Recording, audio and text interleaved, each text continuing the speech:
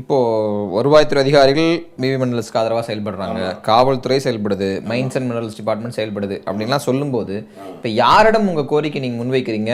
யார் இறங்கி நடவடிக்கை எடுத்தால் நீங்கள் சொல்கிற இந்த பாதிப்புள்ள தான் அந்த குறிப்பிட்ட அந்த 3 முதல்வர் நினைச்சா மட்டும் நடக்கும்.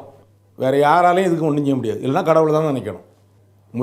முதல்வர் நினச்சி உடனடியாக இயங்க வச்சு இப்போமே ஒரு டீமை அனுப்பி அவங்க அப்புறப்படுத்துறதுக்குள்ளே எல்லா குடோனையும் அட் அ டைமில் சீஸ் பண்ணணும்.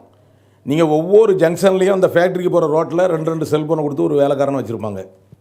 அவங்களுடைய இந்த திருட்டு தொழில் எப்படி அந்த நெட்வொர்க்காக நடக்குகிறதுக்கு மத்தியானம் சாப்பாடு அவங்க கம்பெனி வேனில் அந்தந்த இடத்துல கொண்டு கேரியரில் கொடுத்துட்டு போயிடுவாங்க. அவன் சாப்பிட்டு அப்படி அதில் இருக்கணும், திரும்ப ரிட்டர்ன் கேரியர் எடுத்துகிட்டு போயிடுவாங்க. எந்த கவர்மெண்ட் ஜீப் வந்தாலும் உடனே ஃபோன் பண்ணி அங்கே தகவல் சொல்லுவான். இது மாதிரி நடந்துக்கிட்டு இருக்குது.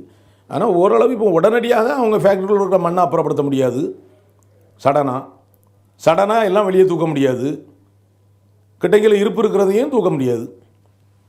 இப்போ தோராயமாக எவ்வளவு டன் மணல் வந்து அவங்கவுங்க குடோன்கள் இருக்குன்னு மற்ற இதில் ஒரு தோராயமாக ஒரு 10 லட்சம் டன் பிடிக்கலாம். எல்லா குடோனும் நாங்கள் யாருக்கிட்டே குடோன் லிஸ்ட்டெல்லாம் கொடுத்துருக்கோம். என்னென்ன இடத்துல என்னென்ன டோர் நம்பரில் குடோன் இருக்குது அப்படிங்கிற லிஸ்ட்டை கொடுத்தாச்சு.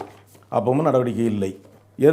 அதாவது 2 குடோன் தவிர இப்போ நம்ம வந்து தொழிற்சாலை ஃபேக்ட்ரி ஆக்ட்லையோ இல்லைன்னா பிளான் அப்ரூவல் இடத்துலையோ நம்ம ஆர்டிஐயில் கேட்டால் 2 தொழிற்சாலை தவிர வேறு எந்த தொழிற்சாலைக்குமே அனுமதி கிடையாது.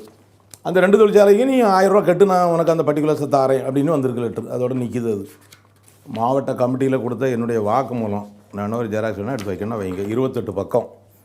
இதுக்கு அவங்க பத்தி வாரியாக பதில் சொல்லுங்கள். இந்த கம்ப்ளைண்ட்டுக்கும் குமரேசனுக்கும் அண்ணன் தம்பிங்கிறதுக்கோ வேறு இதுக்கோ என்ன சம்மந்தம்?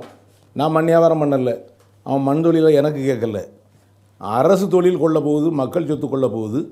அதை நீக்கங்க, கைப்பற்றி அரசுக்கு கைப்பற்றி ஆதாயப்படுத்துங்கன்னு தான் சொல்கிறேன். அதுக்கு நடவடிக்கைக்கு என்ன எடுக்காததுக்கு என்ன காரணம்?